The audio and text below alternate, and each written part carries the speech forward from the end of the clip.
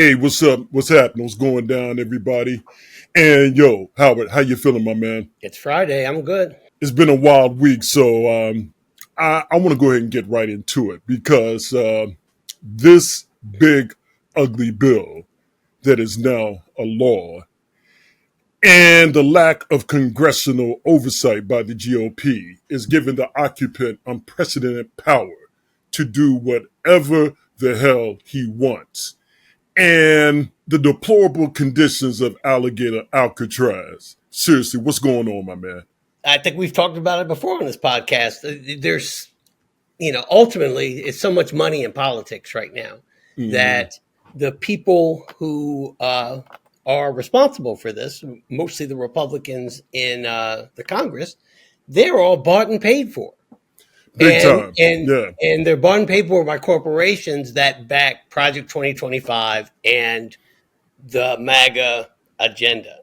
Mm-hmm. So that's the only explanation that I can come up with because uh, the the poll. Now I know that there's been a lot of quote unquote bad polling, or polls aren't necessarily a science more than they are a creative art, but Mm-hmm. uh, they they all say that the majority of Americans are not with this with the most of the policies in the big beautiful bill, or any of the things that the Trump administration is doing, or the things that the Congress is voting on, but yet they still do that. They're still Right. voting against their constituents. So I just think Mm. this is an example of what money can do for you. It's a big time example of it. And when I look at alligator Alcatraz, I wonder who has the contracts. You know, they built it like way out there in the Everglades, surrounded by nothing. But you got people that built the structure that are bringing in food. I really want to know. You talk about the money. Who's got that particular money? And then you look at this whole thing with the bill, with that money we talked about with ICE. They're Hmm. already flexing that budget. They're looking at giving people a $45,000 signing bonus Hmm. and $100,000 a year to join Hmm. ICE. And people are talking about, what teachers get paid, rightfully so. But when you look at this and you look at the crap that they say about Doge and fiscal spending and all that, the actual way that they're talking to everybody is becoming insulting beyond anything that I can stomach. It's like, okay, Nancy Wasserman Schultz, she went to the facility, Right. and then you have the GOP, they go to the facility. GOP's talking about, oh, it's great conditions, AC, food, all this stuff that they're talking about. But Nancy Wasserman Schultz, she tells a different story. And then you have people that are stuck there calling home, telling a different story, talking about mosquitoes. One dude said the mosquitoes down here are the size of elephants, and talking about they're having to poop in the same area where they got drinking water, and they're only receiving 1 meal a day, and they keep the lights on 24/7. And the GOP just turns their back to this. And then you have somebody like the Majority Report. They were talking about polling on CNN saying that it's not looking good for the Dems for the midterm. And for me, when I hear all of this, I'm like, why is this country acting so fucking crazy? This When I heard that about the polling, I didn't even watch the whole thing because the sheer fact of hearing that just makes me sick. And I see people still blaming the Dems for this. Well, again, where I go back to polling, I know enough about statistics and have done enough in marketing with polling or surveying that Mm-hmm. to know that you can get pretty much out of it What you what you want? want to get out of Yeah, it. you can. Yeah, yeah, I have a hard time believing that it doesn't look good for Democrats in the midterms. It's just yeah. difficult believing that. But who knows? That might be the Mm-hmm. case. I don't think that's the case. The Yeah, thing, but you're asking about, you're talking about the two different stories that the GOP Congress people that visited Alcatraz had and yeah. Congressperson Schultz had. Well, see, one thing that from just from my observations, it seems like the Republicans know they're very successful. They have been successful with they can tell whatever lies they want to about things that affect poor people Yes. and people of color. Yes. And even though you have we've seen time and time again, they know they can lie about it to the extent that you could have a video showing something completely different, And they'll still lie. Yeah. and they'll say this video shows this, and it's nothing like what you're seeing with your own eyes. Right. But that's right. what they'll keep saying is happening, and soon it gets adopted by their side as Right. this is the story. Just like there were tourists at January 6th. I mean, this is what they do time and time again, and so this And you get brothers and you get people on the left that'll quote that stuff and Right. make situations worse. Because you got those brothers that want to embrace that and believe it because once again, we're on the Democratic plantation.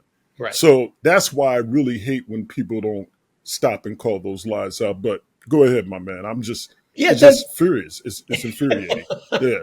Yeah, well, it's what bothers me. What bothers me, and I mentioned beforehand, we were talking about what we might talk about today, is that not only do you have these people in Congress that are just doing whatever, they voted for this bill, even though they said it publicly that they don't agree with parts of it, but yet still they voted for it. Yeah, they still But that's voted just for part it. of Yeah. politics. Yeah. But it's what happened yesterday. Those rescission bills where they took money away. See, this is what really bothered me more than the big beautiful. The other one, that's just the math of politics. I knew that just like the Affordable Care Act ultimately passed, even though it didn't pass in a condition that I liked it. I thought it was great legislation. It did pass because the Democrats had the majority to pass it. So I knew it was going to pass no matter how much. Same with this big, beautiful thing. I knew no matter how much I disliked it, and you could say what was wrong with it, the party that was supporting it, that was bringing it forward, had the majority, it was going to pass. Exactly. Yeah. But I knew that big bill was going to pass because they just had the numbers and they had worked so long on it and it had been pumped up by the White House. Some form of it was going to go through, which it did.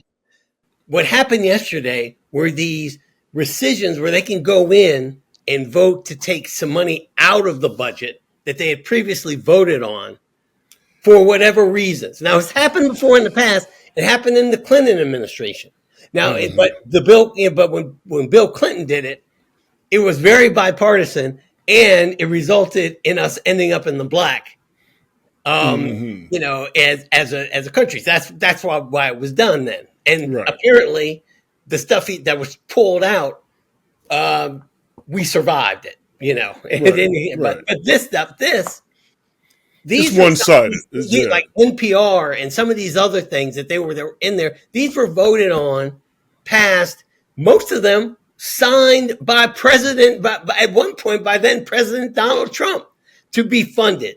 And so now they're pulling this stuff out because the president wanted you to do that. That's just not the role of Congress. Congress should be like, look, we're doing this. I mean, we voted on this. Our constituents backed this. We're not taking these things away unless it's like, a national security issue or something like that. That's none of the cases here. It's so on his jock, man. You're right. Yeah. None of the. Go ahead, man. I'm just saying none of it. None of it. I don't think you could make a case for any of those things that I understand were cut yesterday. The funding that was cut that had already been approved was pulled out of the budget because that you could make a case that any of that was what made Americans safer or better in any way. Now you're talking about you're talking about how they want to pull some of the money from NPR. Oh, they did pull it. Yeah, well, I mean, yeah. I mean, not that, but I'm saying that's why they put that in there so they could do House it for approval. But yeah, exactly. That was among the other cuts. Some I believe were more in education, but also in the NPR and some of the endowments for the arts and that type of stuff was going to get cut Right. back. But the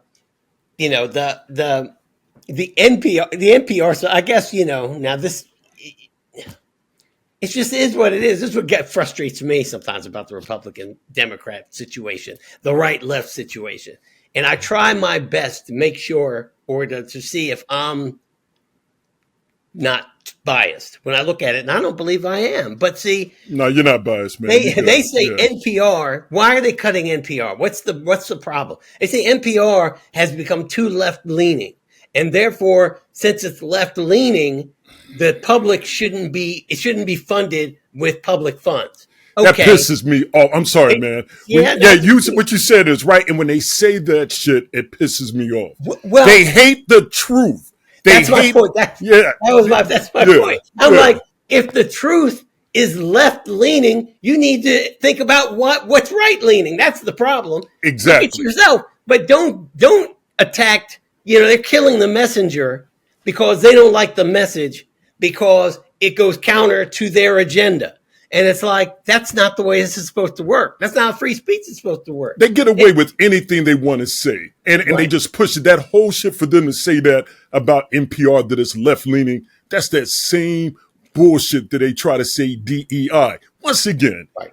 DEI inclusion means everybody, not exclusion, but they get to direct and dictate what the narrative is. And Mm-hmm. for them, when they said that shit, man, when they said that crap, and I heard it about their reason as to why, I was so.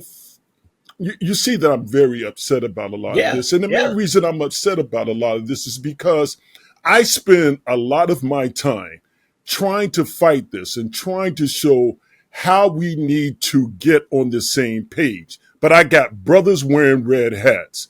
I got Hispanics voting for Trump. I got indigenous people giving up their land for a buck to put alligator Alcatraz in play. I cannot get over the fact that we will say one thing, and I'm talking to a lot of brothers out there that talk about the media says this and the media says that. Mm-hmm. And these same Negroes are the ones that are doing exactly what they say the media shouldn't be doing. Snoop Dogg did it, Nelly did it. You got Timberland taking pics with Elon Musk. All these people are making it more difficult. Lil And when Wayne. you hear this, oh, you didn't see Elon Musk with Swiss Beats and Timberland, and on his yacht taking a picture for something that they were doing. I'll send it to you later. You got all of these people freaking selling us out. Oh And yeah. then the same people want to talk about quoting King, talk about Medgar Evers, talking about all these people, talking about how bad Jim Crow was. But yet they don't see how this shit is happening right now. And so I spend my time, as my wife says, I'm kind of polarizing with the videos I do.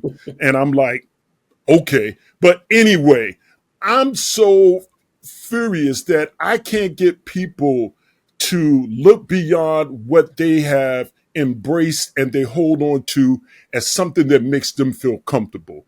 You Mm-hmm. can point out the facts on how our rights are being taken away bit by bit. You can talk about how there are simple solutions to making this not be a problem. But no matter what you do, if you're not using foul language like the N word, or you're not quoting somebody wearing a red hat or some brother that's talking trash about Obama, then you're not going to be heard. You can't present the facts to people. The main reason why the Department of Education is being gutted is because the GOP likes dumb people. Oh, Dumb absolutely. people vote for them because they don't know what's right, what's wrong.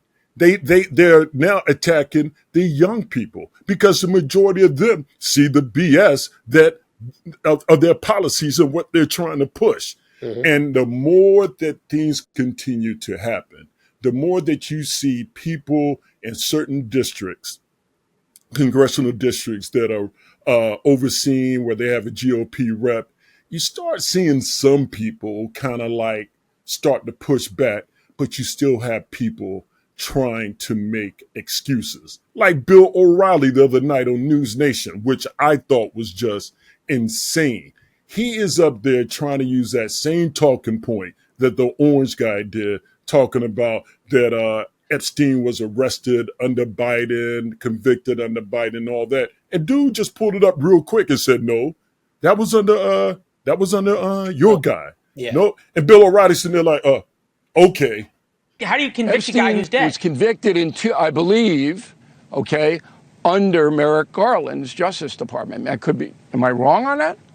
He was arrested in 2019, and he committed suicide in 2019. He died August 10th of 2019. So the Biden administration was not involved in a conviction or a trial of him. They were of Ghislaine Maxwell. Okay. And that's a good point of clarification. But he was arrested and indicted under Merrick Garland. No, under Trump. Who had all of the information. Epstein was arrested, indicted, and committed suicide under Trump. In 2019, Trump was president. Merrick Garland was not the attorney general. Okay. That's how you do it. If we had more of that, just fact checking and calling these people out, people will learn. People will understand. People will start to get, okay, that is a lie. Oh, that's not true. I didn't know that. People don't know. How are you going to learn how to ride a bike if somebody keeps telling you that it's impossible to ride a bike? Well, if you're a 2-3-year-old, you're not gonna ride a bike. Certain things you have to be taught, and most people don't know, and they know that, and they take advantage of it. But I'm sorry, I had to ram. That's okay. I'm just a little, just really frustrated with the lack of common sense that we have in this country. I think some, and I'm not. This isn't an original thought, but the silver lining of this Epstein thing is as ridiculous as it is to be the thing that might help save the democracy. It's wild that it's this. It's wild that it might be the thing that snaps enough people to the fact that they've been duped or lied to. I mean, a lot of the things that you. And that's why it's compared to a cult or to a religion. And, I don't want to sound blasphemous and all stuff to my, some of my Christian friends and others out there. But, in religion, well, this is a tenet of most religions, is that, there is an element of faith. And faith is believing what you cannot see with your own eyes. Exactly. You know what I mean? These type of things. And that's exactly what you have to do to buy into the MAGA agenda and to the Trump explanations of why things are going the way they are. You have to buy into something. You have to take it on faith, a type of religious faith, because if you applied your own life experiences to it and what you see with your own eyes, you wouldn't. Yeah. And that's why I said it's that strong. It's like, I've never seen a virgin give birth to a baby or heard of it never happened to a friend of a friend of a friend or anything. I don't know if ever that. However, that is part of a religion, and they believe that on faith. And so they say, I don't care what you say, Howard. Yeah. This is the way it is. And so I'm not, the only comparison I'm making there, I'm showing the strength of the faith. That's what I'm saying. Those, there are those, and I mean, no offense, that take the virgin birth as absolute truth. They do. Yeah, they do. Absolute. And Joseph's right there. So I'm like, okay. Right. Right.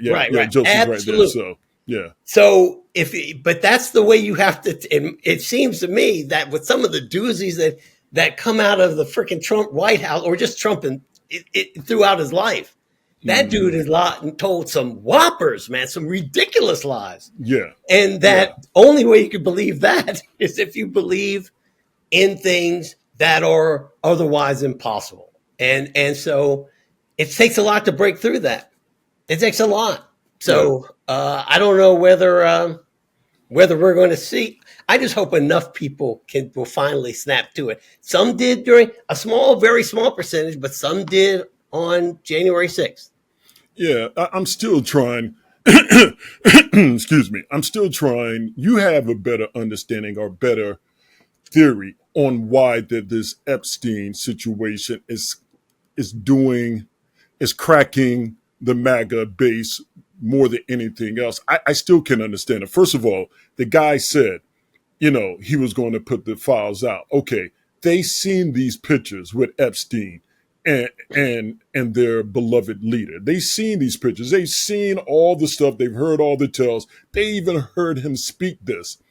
Did they genuinely believe that he wasn't on that he isn't in discovery as one of the people who used Ghislaine Maxwell's services with his buddy Epstein to do the damage that they did to these children, to these young girls? I mean, do they really believe that he wasn't the case? I don't. I believe there's some, but I believe that the base, which we're about to insult them, just like Hillary Clinton did. But I'm just saying the base. These are people that like to believe in conspiracies and these types of things. There's something about that really turns them on. And so, right. in my assessment, so I really don't think. I think their allegiance, their belief in Trump was that Trump was going to bring these things to light. Even if I don't think they care if Trump is in there. Tell you the truth, they already know that Trump is, See, now we're getting somewhere. Yeah, I understand. But when I'm speaking as I'm one of them. When you tell me you're going to show me the Da Vinci Code, you know what I'm saying? You're going to show me the thing that's going to take down the world leadership in this internet. And trust, if I believe in an international pedophile ring and traffickers, you're going to tell me that Epstein is the guy. He's the Don. That's the nexus of this whole thing. So if we you're about to blow the lid off this thing, and then you tell me, not only do you could have shown me something that was so redacted that we couldn't see what it said, but you didn't even do that. What you did is said, "Ain't nothing to see here." Yeah. And what you said, you just said something that is wild, because you're right. They probably know he's in there, but they just want everybody else to be seen. And they're going to forgive him. Look, just go ahead and show us. Yeah, we know you're in there, buddy. We know you're there. But let's go ahead and just own and talk shit about everybody else. That's that hypocrisy and everything. So what you're saying, it makes sense. Like I said, it's happening. Look, just trying to understand it is just baffling. During the first Trump camp election, when he was running against Hillary Clinton, and when that's when that's when Facebook and all of it was really off the hook. Where people were saying anything on social media back then. Anything. So I was getting stuff that was being shared by people who I thought I know they're educated people. I know that, but I thought they had common sense. But they were forwarding, not joking and not in a joking manner. I got these posts about the stuff they're talking about, the QAnon stuff, about the pedophile ring, and they're drinking blood to keep Hillary Clinton immortal. This big satanic ring, and they had these fake doctored up pictures. I used to get those things. Yeah, those people watch too much fucking TV and science fiction. They believe any bullshit. Right, but it was it's one thing if I shared that on Facebook. These people were sharing this have you seen this? That was big. Yeah, that was when that was before they were this is some bullshit. They were have you seen this? Oh my God, that's dumb. Yeah. So I'm they took it for face value. They said, "Oh wow, this is real. Wow, this is real." Insane. And so I think that there's a group, enough people who may not even admit it in public. But there's a little part of them that thought there might have been a little bit of truth behind some of that pedophile ring stuff. And so I want it to come out. And so unfortunately, it's a sad commentary on us as Right. humanity, but this might be the thing that hopefully at least lets people know that this guy is full of bullshit, Yeah. It's amazing how people will believe a conspiracy theory before the facts and before the truth. You could present the facts all day long, but if you present it in the form of a conspiracy theory, they're going to hop right on it. And that's why I'm surprised that more people aren't talking about this situation with the elections. You got a bunch of cases that are moving forward because of the data and evidence that shows that something ain't right. With that being the situation, that being the case, all we need is just one recount. But anyway, I'm going to move on to something else. According to a memo, a sentencing memo request, the DOJ has recommended a one-day prison sentence for former Louisville police officer, that cat, Brett Hankinson, for his involvement in Breonna Taylor's death. 1 day. One day. What kind of bullshit is this, my man? Our history, meaning the United States of America, our history is replete with accounts of how much they don't care about Black life. Yeah. I mean, there's no value to us as human beings. You were getting upset about these brothers who like to support, this stuff here. Oh, dude, it kills me. It kills me. And but that's so closely aligned with the people that support law enforcement doing whatever they want to Black people. Yeah. I just cannot relate to how can you align yourself with these people when they do this, because that's what this is. This is not, even if the courts, you go to the courts and they say, okay, this guy's guilty, right, or this person's guilty of doing this terrible thing. The judicial system, it tells us, but the cost, you're guilty, but the cost to you is very little because it's just a Black person. It just seems that it's going to take a long while before, if that ever leaves this country. Right. And what's even worse about it, you don't have just that situation. Something happened before that. I found out before that, and it was about this guy named James Sotelo. He killed this kid in Houston, shot the kid in the back 17 times. And then this dude was out on bail. Prior to him shooting this kid and killing this kid, he was already out on bail for trying to kill his brother. And so when he was at the hearing for his bail for killing the kid, the brother, the Black kid, shooting him in the back, his bail was lowered to $100,000. And he was out on bail. And then while he was out on bail, he got charged for carrying a weapon. To hear what happened with the DOJ doing what they did and hearing this, and then you're trying to get brothers to understand that these things are happening because the GOP is in place and they're putting laws and rules back in effect that take us back to Jim Crow. Trying to get them to see this is another fight that's making it difficult for us to progress. While we're fighting and trying to get these guys to see this, we get more shit happening to us. This is just like the disparities in how coke and crack cocaine convictions were in the 80s and 90s. But I really want to know, how do we even begin to get everybody on the same page about this? I wish I had that answer. I don't have that. I don't know what the answer is there, other than to have, I'll tell you one way, but it's, again, it's a sad commentary on where we are. I mean, these guys, you named them earlier.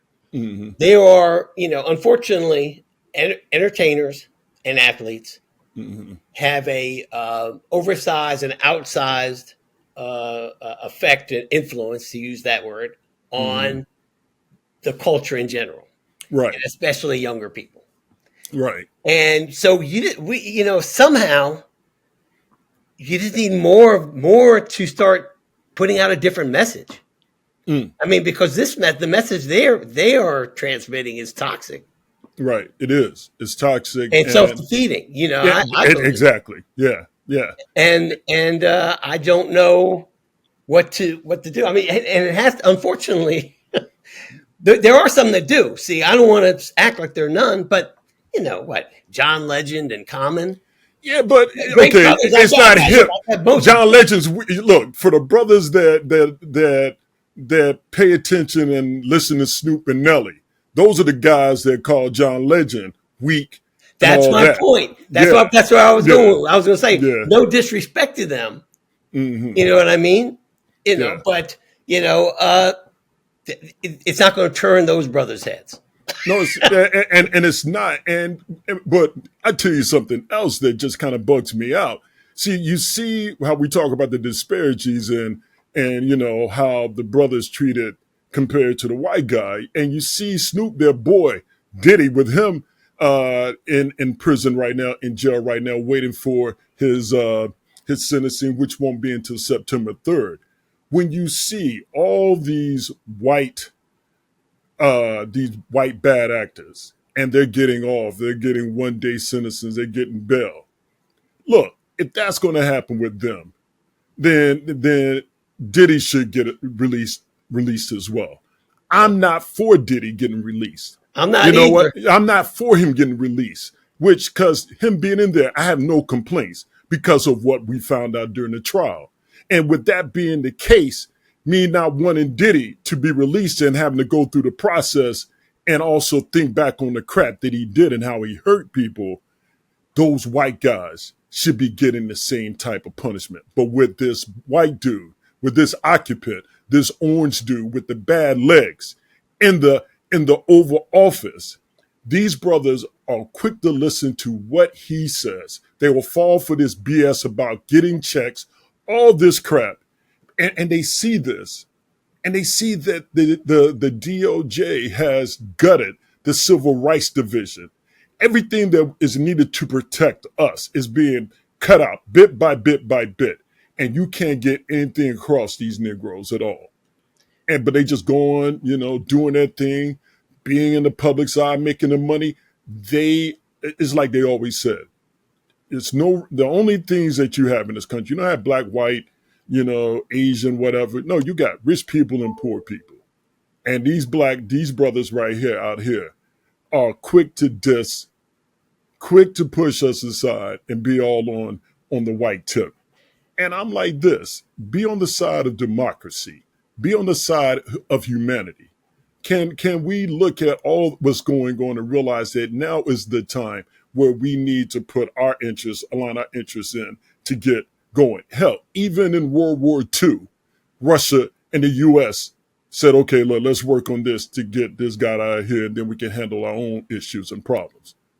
But you can't get people to think that way. And that fight is slowing us down. And because of that, those in the GOP are gaining more and more traction on their agenda, which is making it difficult. Totally agree with you. I will say this, though.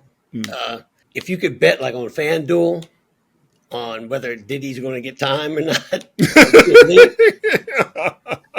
I'm betting Diddy walks. I'm betting he walks. I mean, But they'll probably give him time served. They probably give him for time served. Oh yeah, for time served. And you were saying talking about the occupant. I wouldn't put it past him to get involved a little bit.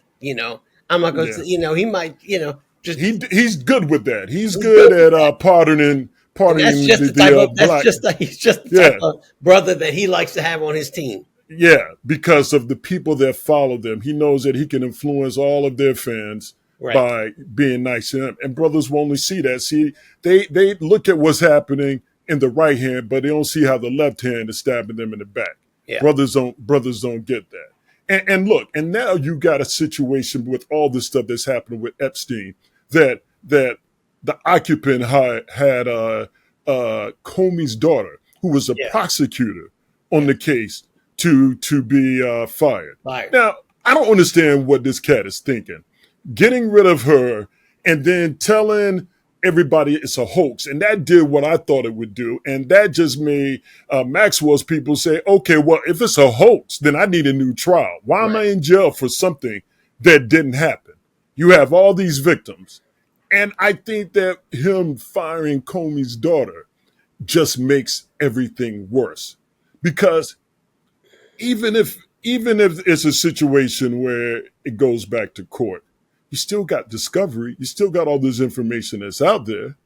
You know, Yeah, if the prosecution doesn't do that, then isn't there a law being broken by them by not, Well, I'm trying to understand. I'm also pretty sure that she has to be fired for cause in that position. Gotcha. Which only, if she pushes back. If she doesn't push back, then fine. But I think she has to be fired if she wants to, challenge it. That they have to say why they fired her. Which I don't know if they can give you a good reason why they fired her.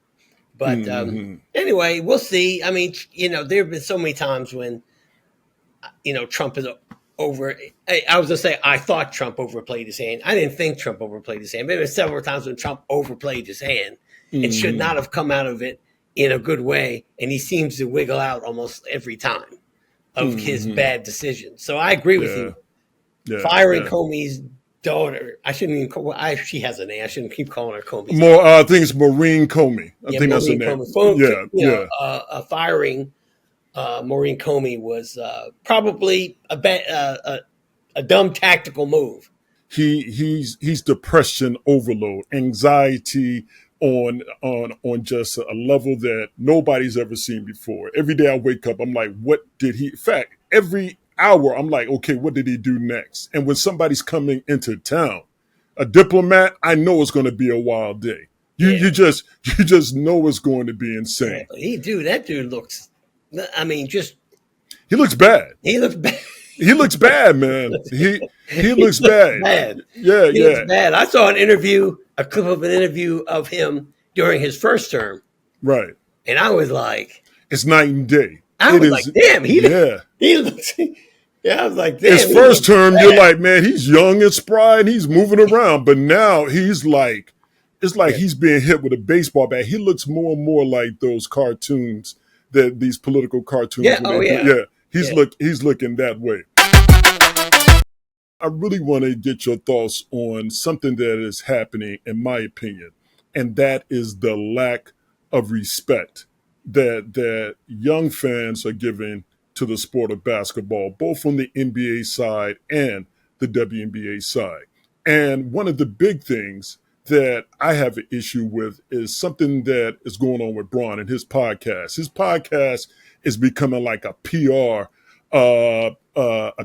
machine to market his narratives.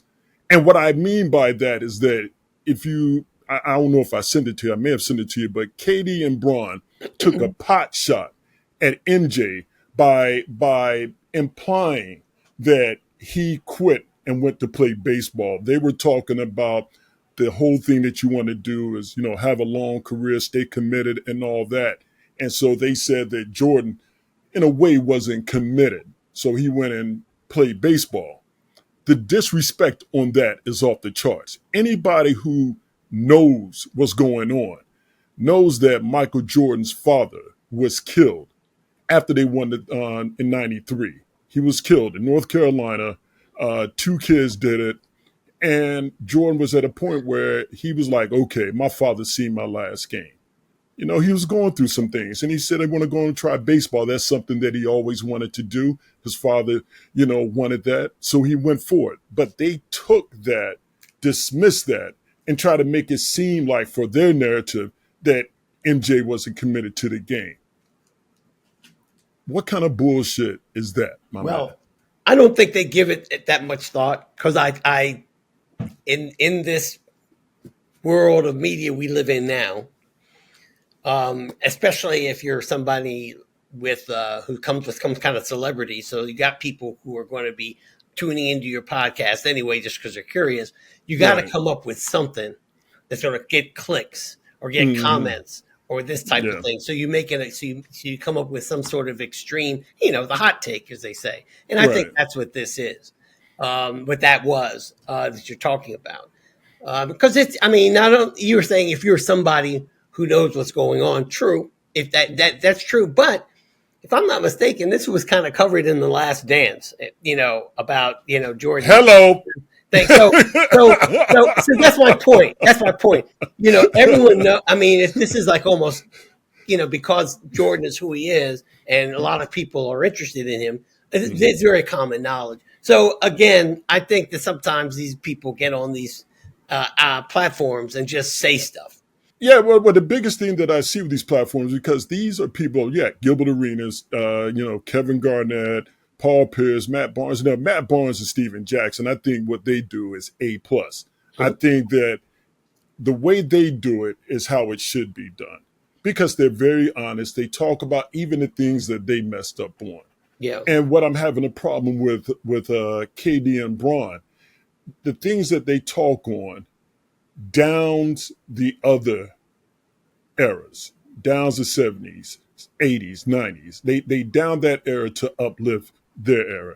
Got Steve Nash on there again, and for some reason, Bron always has to have one of these point guards on there, one of these guards.